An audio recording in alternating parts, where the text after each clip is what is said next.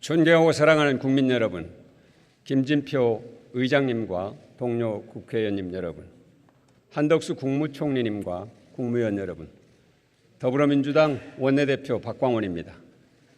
오늘 저는 연설에 앞서서 국민들께 간략하게 보고 말씀을 먼저 드리고자 합니다.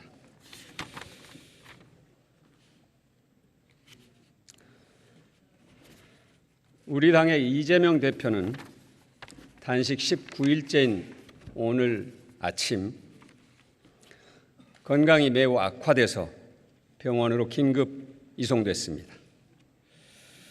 이재명 대표와 민주당을 사랑하고 지지하시는 많은 국민들께서 걱정하고 계십니다. 종교계와 노동계, 시민사회, 언론인들 여러분까지 이 대표의 건강을 우려하고 있습니다. 이재명 대표가 하루빨리 건강을 회복하고 건강한 모습으로 다시 우리 곁으로 돌아오길 국민 여러분과 함께 기다리겠습니다.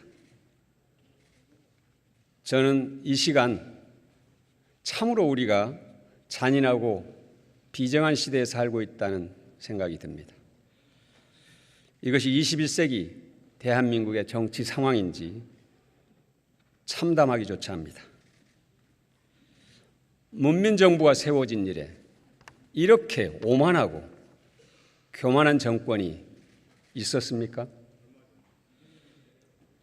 이 모든 상황을 국민들께서 바르게 매섭게 판단하시고 심판하시리라 믿습니다. 저희 연설을 시작하겠습니다. 국민 여러분, 죄송합니다. 여러분께서 촛불혁명으로 만들어주신 정권을 지키지 못한 것이 한스럽습니다.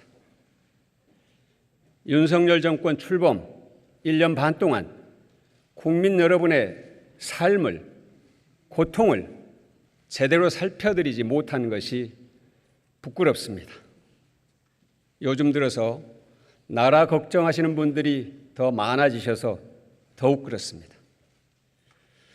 정치는 없고 경제는 나쁘고 민생은 힘듭니다. 탄압과 증오와 분노와 갈등이 온 사회를 지배합니다. 모두의 불행입니다. 이 정부는 국정을 쇄신하라는 이재명 대표의 절박한 단식에 체포동의안으로 응수합니다. 브레이크 없는 폭주입니다. 법이든 정치든 지나치면 화를 부릅니다. 우리의 헌법과 법률은 불구속 재판과 무죄 추정의 원칙을 존중합니다. 법의 집행도 인권 위에 있지 않기 때문입니다. 이재명 대표는 불체포 권리를 포기하겠다고 선언하고 혐의를 인정하지 않지만 검찰이 영장을 청구하려거든 비회기에 청구하면 나가서 당당하게 영장 실질 심사를 받겠다고 여러 차례 밝혔습니다. 저를 비롯한 민주당의 여러 의원들도 구속영장을 청구하겠다면 국회 비회기에 보낼 것을 요구해왔습니다. 그런데도 굳이 정기국회 회기에 체포동의안을 보내겠다는 것은 나쁜 정치행위입니다. 부결은 방탄의 길이고 가결은 분열의 길이니 민주당을 궁지로 밀어넣으려는 정치적 올감이라는 것을 잘 알고 있습니다. 민주당은 허술하고 잔인한 올가미에 걸려들 정당이 아닙니다. 흔들림 없이 국민의 신뢰를 바탕으로 당의 단합을 더욱 다지고 지혜롭게 확장적 통합의 길로 갈 것입니다. 대통령과 정부, 국민의힘에 말씀드립니다. 5년은 긴 것 같지만 짧습니다. 해야 할 일만 하기에도 시간이 부족합니다. 국민을 이기는 정권은 없습니다. 그리고 국가가 특정 정권의 전유물은 더더욱 아닙니다. 검찰 통치는 잠시 힘을 발휘할지 모르지만 결코 지속 가능하지 않습니다. 증오와 타도의 마음으로 끝없는 적대 행위로 시간을 허비해서는 안 됩니다. 국무총리의 해임과 내각 총사퇴를 요구합니다. 민주당은 우선 오늘 국무총리 해임안을 제출하겠습니다. 대통령은 전면적 인적 쇄신을 시작하십시오. 그것이 엉킨 정국을 풀기 위한 길이고 국민과 소통을 시작하는 방법입니다. 그리고 국민과 국회의 의견을 충분히 수렴해서 국민 통합형 인물을 국무총리에 임명하십시오. 윤석열 대통령은 야당 대표와 대화하지 않은 역대 첫 대통령으로 기록될지도 모릅니다. 국민은 이런 대통령의 대화 관계를 처음 봅니다. 대통령의 이런 자세 때문인지 국무위원들이 국회에 와서 의원들을 조롱하고 싸우려 듭니다. 국회가 희화화되고 있습니다. 입법, 사법, 행정이 견제와 협력과 균형을 유지하라는 것이 헌법의 명령입니다.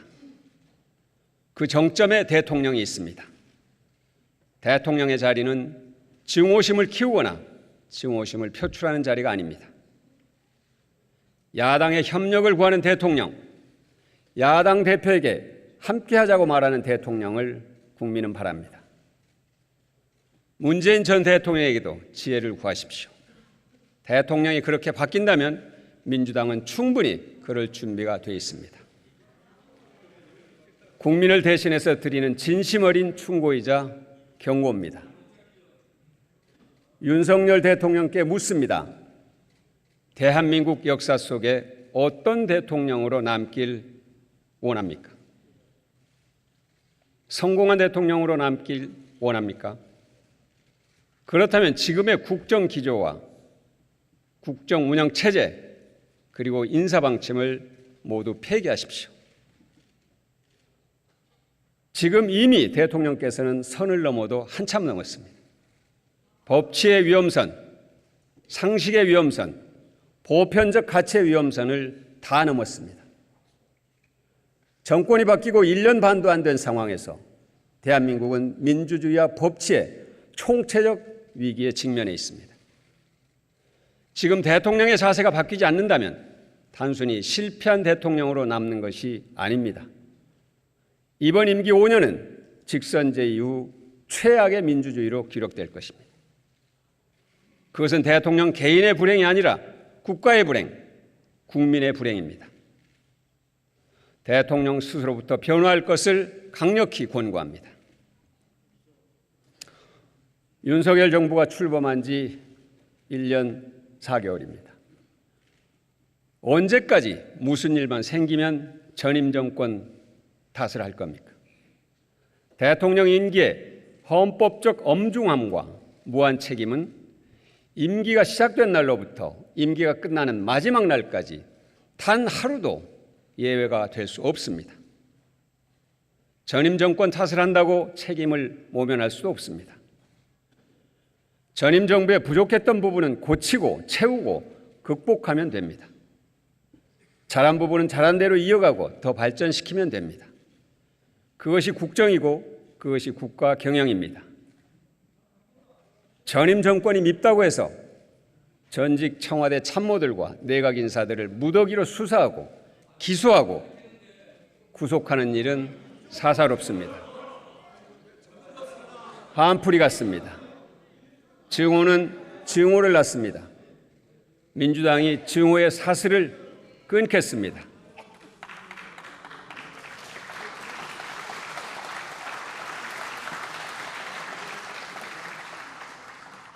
감사원은 독립된 기관입니다.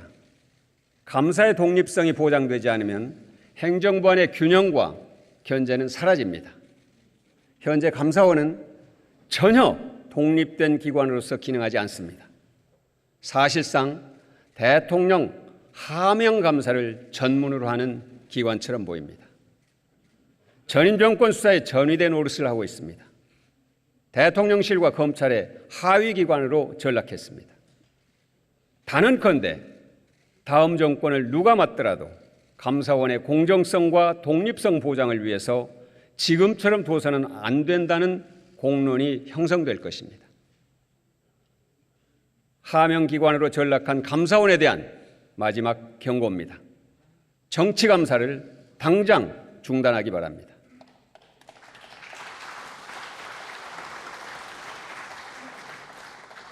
민주주의는 정교한 법치와 공정한 시스템에 의해 유지됩니다. 지금 이 정부가 그렇게 하고 있다고 볼 수 있습니까? 불법을 저지른 검사에 대한 탄핵 절차에 들어가겠습니다. 이것은 법치의 문제입니다. 정의와 상식의 문제입니다. 또 있습니다. 보궐선거의 원인 제공자가 대통령의 사면으로 다시 선거에 나서는 있어서는 안 될 일이 벌어졌습니다. 사실상 대통령이 구청장 후보를 사천한 것입니다. 국민이 심판할 것입니다.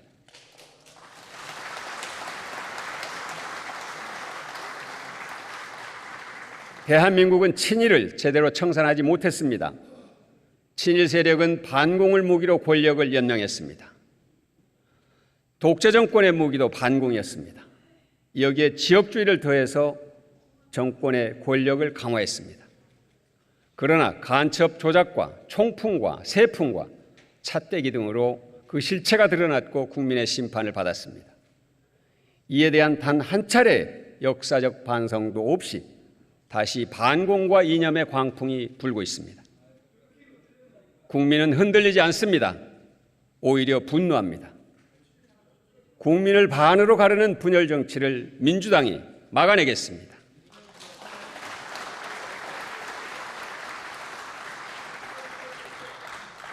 국방장관 후보자 지명은 국민과 대한민국 역사에 대한 마지막 선을 넘은 것입니다. 대한민국의 정통성과 헌법에 대한 도전입니다. 국방장관 후보자는 국회의 인사청문회 대상조차 될 수 없습니다. 국민에게 총을 쏜 전두환을 애국자라고, 12.12 군사 쿠데타를 나라를 구한 것이라고 말하고 5.16 군사 쿠데타를 혁명이라고 합니다. 세계가 극찬한 촛불혁명을 반역이며 거짓이라고 말합니다. 전직 대통령들에 대한 혐오의 언어는 입에 담을 수조차 없습니다. 어떻게 구구 아스팔트 선봉부대장을 대한민국 안보사령탑에 앉힐 수 있습니까? 국민의 자존심과 국격을 짓밟는 행위입니다. 철회하기 바랍니다.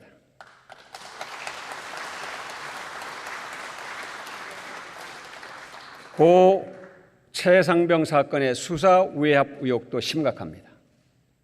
대통령실 연루 의혹은 더 심각합니다. 정권 차원의 꼬리 자르기는 결코 성공할 수 없습니다. 특검으로 반드시 진상규명과 외압의 실체를 밝히겠습니다.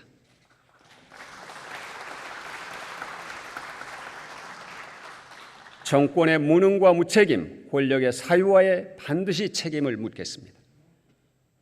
시간은 정권의 편이 아닙니다. 국민의 편입니다. 그것이 역사의 시계입니다. 양평 고속도로 게이트, 잼버리 파행, 언론 파괴, 이태원 참사와 오송 참사에 대한 책임을 분명하게 밝히겠습니다.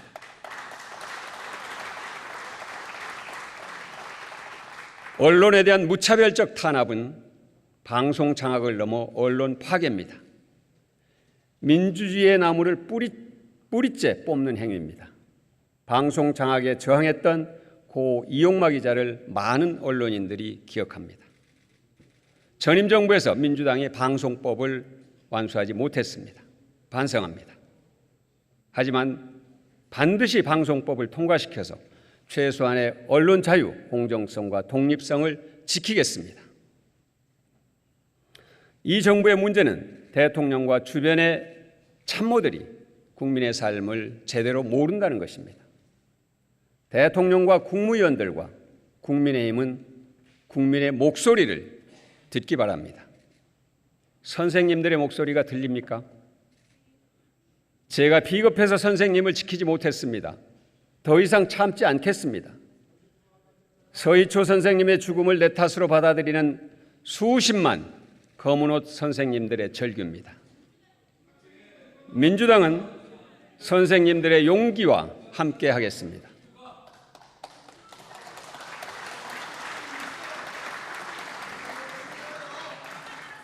교권과 공동체 회복을 위해서 필요한 법률과 정책을 반드시 만들겠습니다.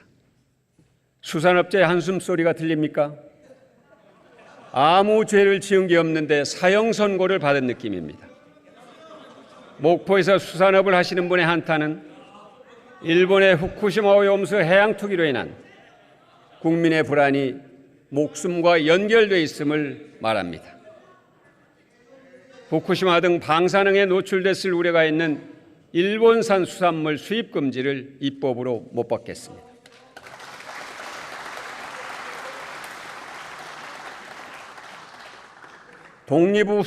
독립운동 후손들의 질타가 들리십니까? 수치스러워서 육사 명예 졸업장을 반납한다고 합니다.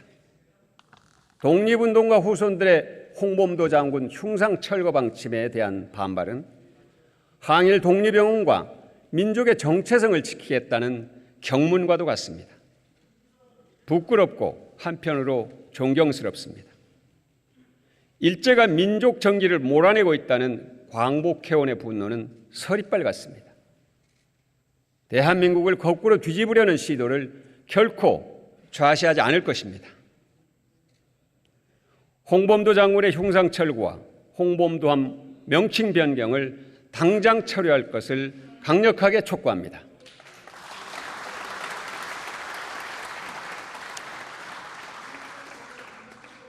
한일 양국은 동맹관계가 아닙니다. 한일 군사동맹으로 가는 그 어떤 작은 시도도 국민과 국회의 동의 없이는 불가능합니다. 군사훈련을 이유로 독도 앞바다와 하늘에서 일본의 자위대 함정과 전투기가 제멋대로 다니거나 상륙하는 일은 결코 있을 수 없습니다. 민주당이 막아낼 것입니다.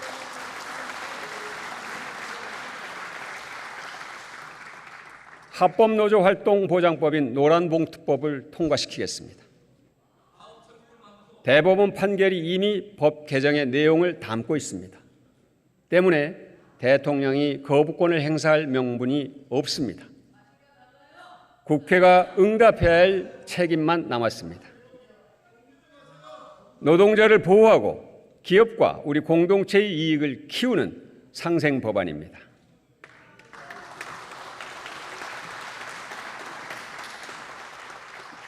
코로나는 아직 끝나지 않았습니다. 코로나가 남긴 불평등의 상처는 더욱 깊어지고 있습니다. 모든 국민이 코로나의 상처에서 해방되는 것이 진정한 코로나 극복입니다. 코로나가 끝나니 우리를 버렸다, 비정한 정부다라는 한 사장님의 원망에서 자영업자와 소상공인의 절망을 봅니다. 이분들이 진 코로나 빚은 우리 사회 모두의 채무입니다. 국가가 책임져야 할 부분에 대해서 보상 기준을 세우고 신속하게 재정 지원에 착수해야 합니다. 코로나에 헌신한 보건의료인과 각 분야의 노동자와 봉사자를 예우해야 합니다. 그분들은 국민을 지키기 위해서 스스로의 건강을 내놓고 감염병과 싸운 의로운 국민들입니다. 민주당은 이분들을 보훈의 마음가짐으로 예우하고 지원하겠습니다. 헌신했던 필수 노동자들의 피해에 대한 합당한 대우와 보상에 나서겠습니다. 코로나를 이겼던 공공병원이 경영 적자에 쓰러지고 있습니다.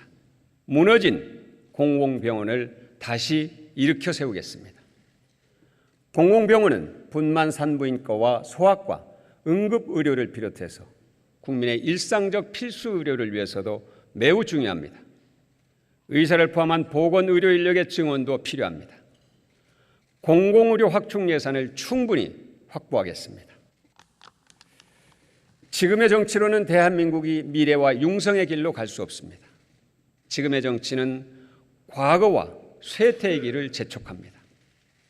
국가의 권력이 대통령 한 사람에게 집중되는 권력 집중형 대통령제가 나라의 발전과 국민의 행복을 위해 작동하지 않을 수 있을 뿐만 아니라 집권자의 전횡으로 나라의 장래를 심각한 위험에 빠뜨릴 수 있다는 국민적 인식이 강해지고 있습니다.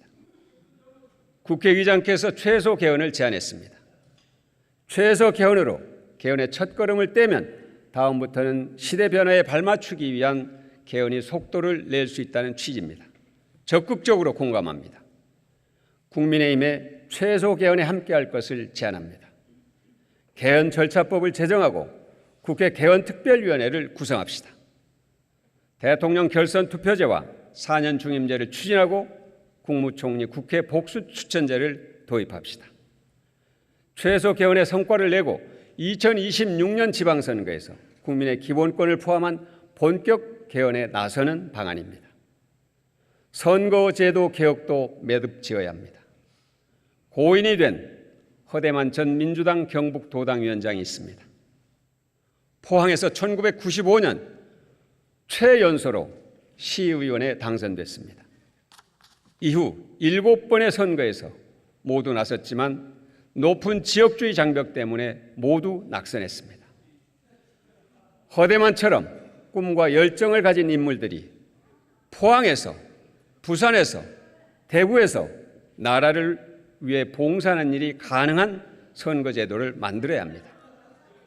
그것이 정치개혁이고 정치발전입니다. 국민의힘에 요청합니다. 먼저 4가지 원칙을 합의하고 국민 앞에 선언합시다. 위성정당을 원천적으로 금지하고 지역주의에 기댄 양당의 독식을 타파하고 비례성을 강화하고 다양한 소수 정당의 원내 진입을 촉진하는 것입니다.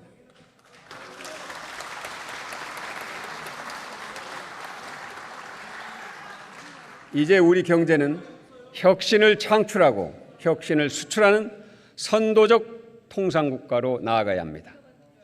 대한민국의 경제 성장률이 1%대로 추락했습니다. 61년간의 경제개발 역사 가운데 처음 있는 일입니다. 가치동맹은 환상입니다. 대한민국의 편은 오직 대한민국입니다. 대한민국은 기술혁명 전략을 추진해야 합니다. 첫째, 기업가형 국가로 대전환해야 합니다. 저성장 경기 침체 상황에서 첨단 기술에 정부가 대대적으로 투자해야 합니다. 시장이 실패할 때만 정부가 나서는 것이 아니라 기업의 위험 부담에 동참하고 새로운 비전을 먼저 창조하는 기업가형 정부가 돼야 합니다. 그래야 우리 경제가 살아날 수 있습니다. 큰 물고기가 지배하는 시대가 아닙니다. 빠른 물고기가 느린 물고기를 잡아먹는 대전환기입니다. 국가 첨단 전략 기술에 AI를 추가로 지정하겠습니다. 공공의 이익을 위한 규제를 철저하게 보호하되 혁신을 막는 장벽은 과감하게 허물겠습니다. 둘째, R&D 투자 세계 2강을 달성해야 합니다. 대한민국은 21세기에 들어서 GDP와 비교한 R&D 투자 비율이 세계 1위 국가입니다. 국가 재정 비상사태였던 1997년 외환위기야 2008년 글로벌 금융위기에도 R&D 예산을 각각 10.9%, 13.8% 늘렸습니다. 진보와 보수를 가리지 않고 역대 모든 정부는 미래에 투자했습니다. 그런데 윤석열 정부가 대한민국의 미래를 뿌리채 흔들고 있습니다. 내년도 국가 R&D 예산을 16.6%나 삭감했습니다. 기술 패권 시대와 동떨어진 21세기판 쇄국 정책입니다. 민주당은 과거로 가는 정부의 R&D 예산을 받아들일 수 없습니다. 바로 잡겠습니다.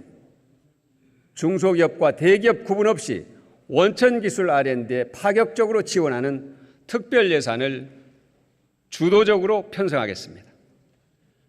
세계에서 4번째인 정부의 R&D 투자액을 일본과 독일보다 높여서 미국과 함께 R&D 투자 2강으로 도약해야 합니다. R&D 투자액 상위 20개 기업 순위에는 삼성전자가 유일합니다.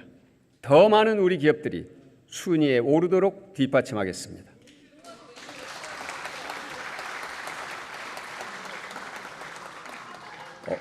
엄마의 시신과 함께 그 옆에서 며칠째 굶은 아이가 발견됐습니다. 부패한 시신 옆에 쓰러져 있던 아이는 병원에서 깨어나 울먹이면서 엄마를 찾았습니다. 국민들이 묻습니다. 이들에게 도대체 국가는 무엇입니까?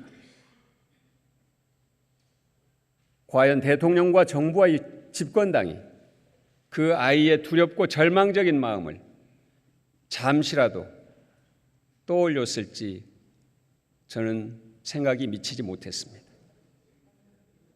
이 정부에서 사회적 약자는 잊혀진 국민입니다.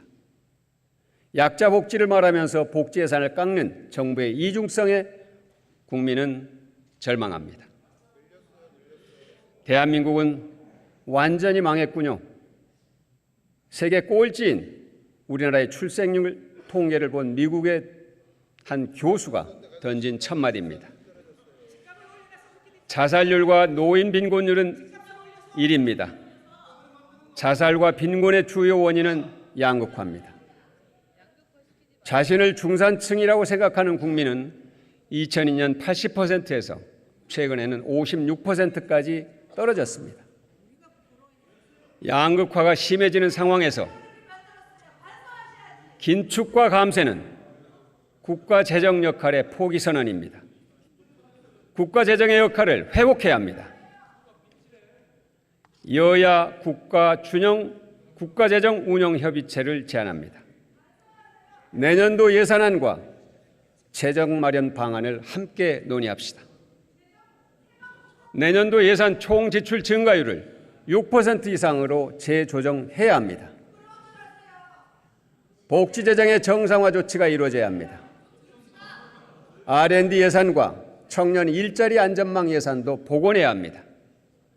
정부와 국민의힘이 거부한다면 민주당은 정부 예산안을 정상적으로 심사할 수 없습니다. 모든 야당과 공동으로 새 예산안을 준비하겠습니다.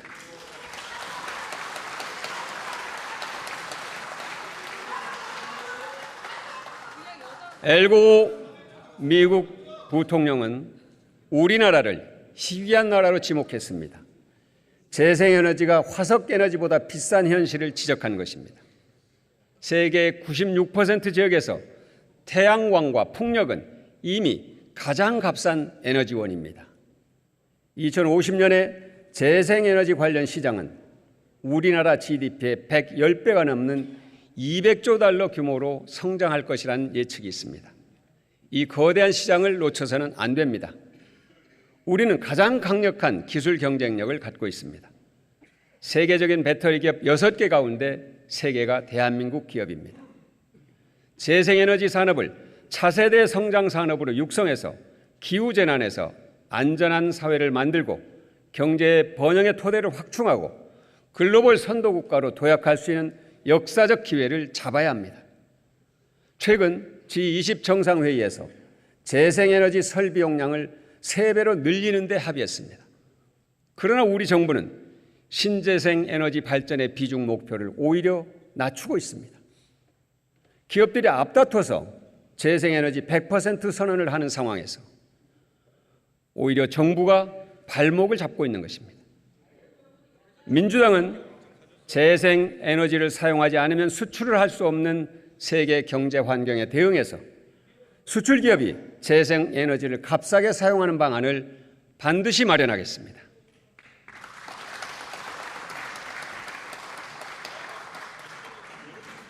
민주당은 공공이 주도하는 공건철 아리백에 주목합니다.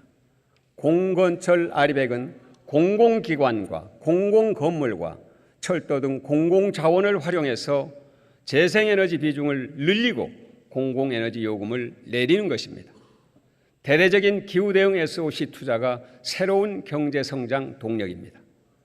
2040년을 목표로 탈석탄 선언을 준비하고 이를 위한 대책을 마련하겠습니다. 기후대응의 핵심인 정의로운 전환을 위해서 석탄 발전소 밀집 지역에 대한 특별 지원 대책이 필요합니다. 중소기업이 저탄소 경영체계를 구축하는 것도 뒷받침해야 합니다. 기후재정을 대폭 확대하는 것은 선택이 아니라 필수입니다. 2030년까지 현재보다 적게는 3배, 많게는 6배 많은 기후재정을 투입해야 합니다. 기후재정 로드맵을 민주당이 마련하겠습니다.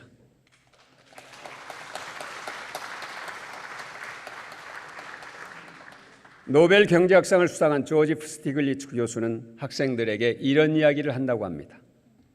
학생들이 생전에 내릴 수 있는 가장 중요한 결정은 제대로 된 부모를 고르는 것이다. 좋은 일자리를 의자놀이와 함께 상상해 보겠습니다.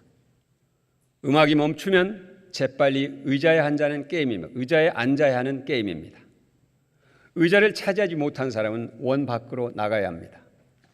의자는 20개밖에 없고 게임에 참여하는 사람은 100명입니다. 과연 어떤 일이 벌어지겠습니까? 능력이 있는 부모는 자녀가 이 20개의 의자에 앉을 수 있게 온갖 스펙을 채워줍니다. 반면 평범한 대부분의 부모는 자신의 노후까지 포기하면서 온 힘을 다해도 그 20개의 의자에 자녀를 앉히지 못합니다.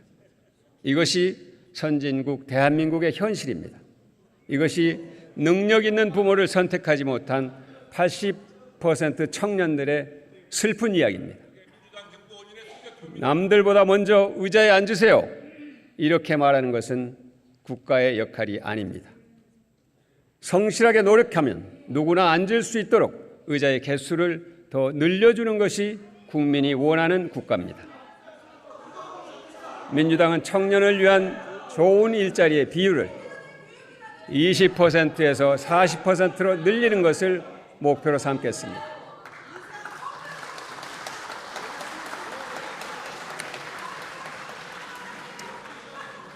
이 일은 부모 세대를 위한 투자이기도 합니다. 청년의 삶이 달라져야 부모 세대가 가난한 노후를 피할 수 있기 때문입니다. 민주당의 사회정책 핵심은 인적 자본의 향상입니다. 인적 자본을 우리 경제의 최대 성장 동력으로 키우겠습니다.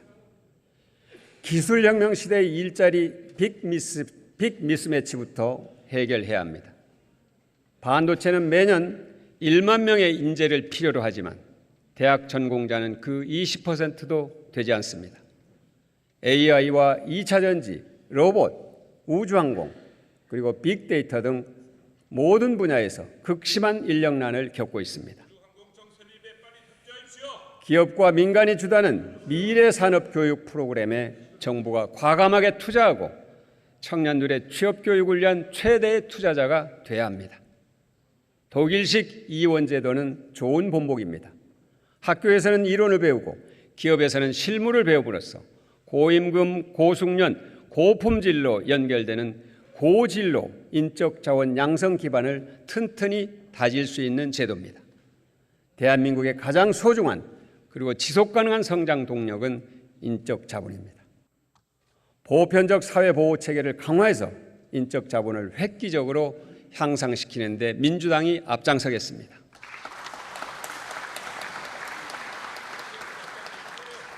내일은 9.19 평양 공동선언 5주년입니다. 한반도 평화를 향한 이어달리기는 계속돼야 합니다. 우리나라의 모든 정부는 진보의 보수를 넘어 한반도 평화를 위한 결단을 내렸습니다. 박정희 대통령의 7.4 남북 공동성명, 노태우 정부의 남북 기본합의서와 한반도 비핵화선언, 김대중 대통령의 6.15 공동선언, 노무현 대통령의 14선언, 문재인 대통령의 4.27 판문점 선언과 9.19 평양 공동선언은 평화를 향한 우리 국민의 강한 의지를 세계에 보여줬습니다. 그러나 이 정부에서 평화를 향한 이어달리기가 멈춰섰습니다. 평화는 공기와 같습니다. 평화가 부족하면 경제가 살 수 없습니다. 다시 한반도 신경제 지도를 펼쳐봅니다. 역대 모든 정부의 노력이 축적된 대한민국의 원대한 구상입니다. 남과 북을 잇는 해양과 대륙이 만나는 과거를 딛고 미래를 여는 담대한 희망입니다. 한반도는 세계 최후의 투자처가 될 것입니다. 동서냉전의 종식과 함께 찾아온 국제정세의 격변을 노태우 정부가 북방 외교로 돌파했던 것처럼 우리 정부는 상상력과 담대함으로 이 상황을 돌파해야 합니다. 한반도 평화로 국제 신인도를 높여서 외환 위기를 극복한 김대중 정부의 신념과 원칙을 우리 모두 기억해야 합니다. 세계 어느 누구도 우리에게 분단을 지속하라고 강요할 수 없습니다. 가까운 미래 한반도 신경제 지도가 대한민국의 신성장 지도, 신일자리 지도가 되는 날을 꿈꿉시다.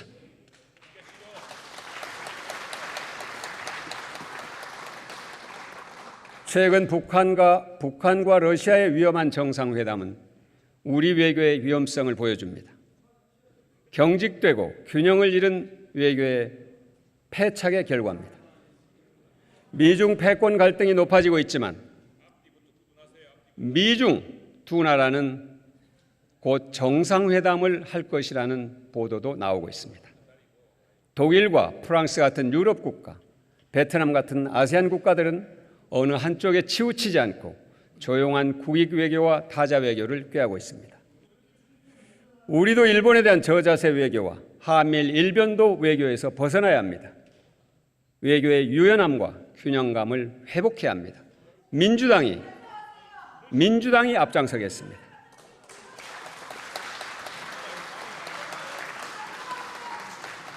제1의 원칙은 대한민국이 한반도 문제의 중심이라는 것입니다. 대한민국 중심론, 국민과 모든 정부가 함께 축적한 이 원칙을 단단하게 지키고 더 강화해 나갈 것을 거듭 촉구합니다. 마지막 이산가족 상봉이 있고 5년이 흘렀습니다. 등록된 이산가족 13만 명 가운데 80살 이상 어르신이 대부분입니다. 정부가 내년 설날에는 이산가족이 상봉의 희망을 가질 수 있도록 노력할 것을 간절하게 바랍니다.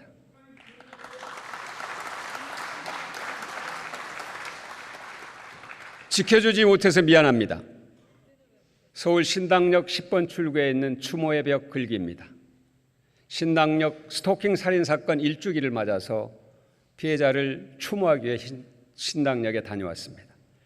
최고의 안전대책은 성평등이라는 책무를 절실하게 인식했습니다. 민주당은 교제폭력을 가정폭력범죄로 처벌하고 스토킹 피해자를 보호하는 체계를 강화하는 것을 비롯해서 여성 안전을 위한 다양한 조치들을 최선을 다해서 실천해 나가겠습니다.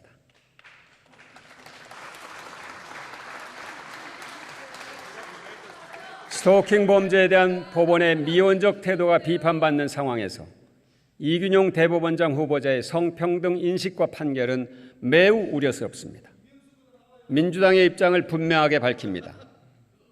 인사청문회를 통해서 여성과 국민이 납득할 수 있는 대법원장으로서의 적격성을 보여주지 못한다면 국민과 국회의 동의를 얻을 수 없을 것입니다.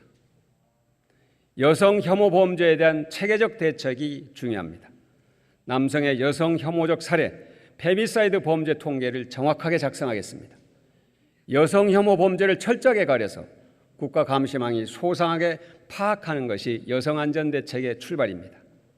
여성의 안전을 위협하는 혐오 범죄가 묻지마 범죄라는 용어로 가려져서는 안 됩니다. 스페인은 지난해부터 세계에서 처음으로 페미사이드 공식 통계를 발표했습니다. 스페인의 제도를 교훈 삼아 착실하게 준비하겠습니다.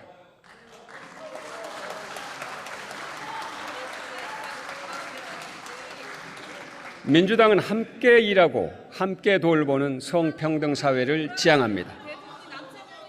IMF는 2035년까지 우리나라 여성의 경제활동 참여율이 남성과 같아지면 GDP가 지금보다 7%포인트 이상 성장할 수 있다고 전망했습니다. 노동시장이 성평등해야 경제가 성장하고 경기 회복력이 강해집니다. 성평등 문제는 진영의 문제도 아니고 먹고 사는 문제이자 국가가 지켜야 할 헌법적 가치입니다. 여성의 경제활동을 늘리고 고질적 임금 격차는 줄여나가겠습니다. 일가정 양립 대책을 넓히는 정책도 지속적으로 민주당이 앞장서 추진하겠습니다.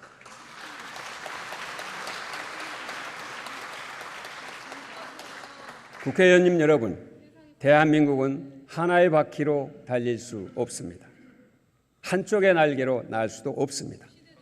글로벌 금융위기를 극복한 국민의힘 정부가 있었고 그 전에는 국가 부도의 위기에서 경제를 살린 민주당 정부가 있었습니다.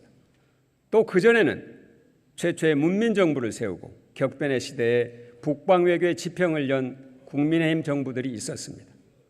민주화를 위해 헌신한 민주당이 있었고 낙후된 경제를 일으킨 국민의힘 정부도 있었습니다. 1919년 4월 3.1 독립선언문으로 건립된 대한민국의 임시의정원에는 이념과 이념이 넘나들고 의견과 이견의 열띤 토론이 있었습니다. 통합된 힘으로 광복의 새 빛을 찾았습니다. 대한민국은 늘 국민의힘으로 위기의 시대를 극복한 자랑스러운 역사를 갖고 있습니다. 이념의 벽, 불통의 벽을 무너뜨려야 합니다. 국민이 국가를 위해 무엇을 할지를 요구하기보다 국가가 국민을 위해 어떤 책임을 다할 수 있는지를 우리 모두가 낮은 자세로 성찰해야 합니다. 국민 여러분, 민주당은 사상 최초로 선거를 통해 정권 교체에 성공했고 국민과 함께 외환위기를 극복한 국민정당입니다. 벤처경제로 한국 경제를 도약시킨 경제정당입니다. 경제개혁을, 정치개혁을 이끌었던 민주주의 정당이고 남북 정상회담으로 한반도 평화열차를 출발시킨 평화정당입니다.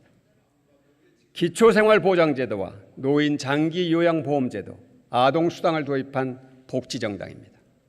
언제나 국민과 더불어 많은 성취를 이룬 민주당입니다.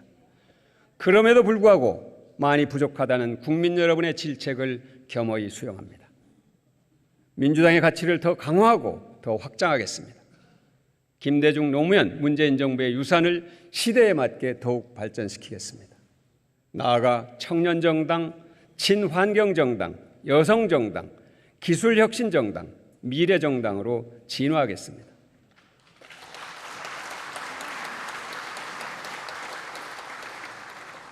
국민의 삶에 민주당의 태도와 정책을 진실하게 맞추겠습니다. 민주당은 모든 국민을 위한 정치를 하겠습니다. 100% 대한민국을 만들겠습니다. 모두를 위한 성장, 모두를 위한 나라를 만드는 길을 낮은 자세로 국민과 함께 걷겠습니다. 국민이 이깁니다.